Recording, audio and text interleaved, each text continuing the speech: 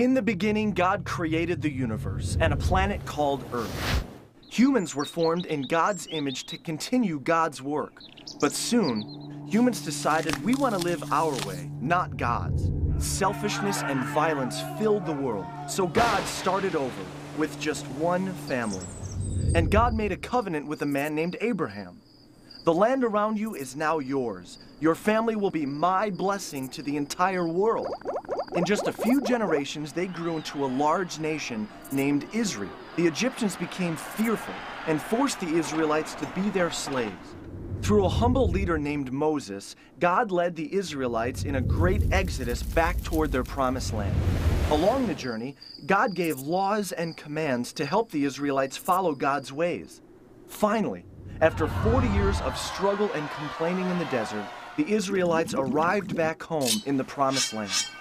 In victory, the people worshiped God, but soon after, they turned from God and lived their own rebellious ways. This became a pattern from generation to generation. Israel's greatest judge was Samuel. He followed God's ways and spoke for God as a prophet. He told Israel that God was the only king they ever needed. But they desired to be like the corrupt nations surrounding them and insisted, "We want a human king who we can see to rule over us just like the other nations." So Samuel found a man named Saul to be Israel's first king.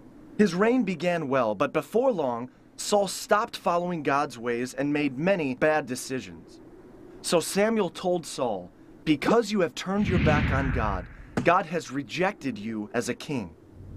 Samuel's search for the next king led to a courageous young shepherd boy named David.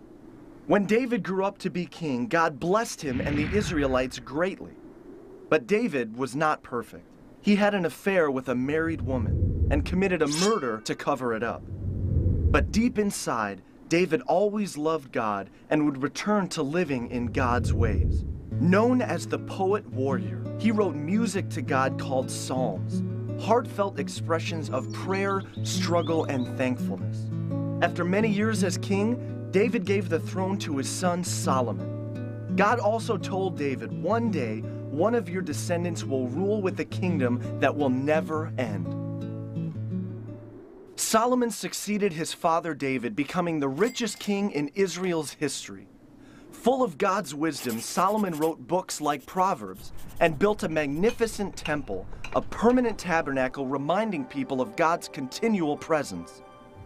But Solomon strayed from God, marrying corrupt wives who led him into worshiping false gods.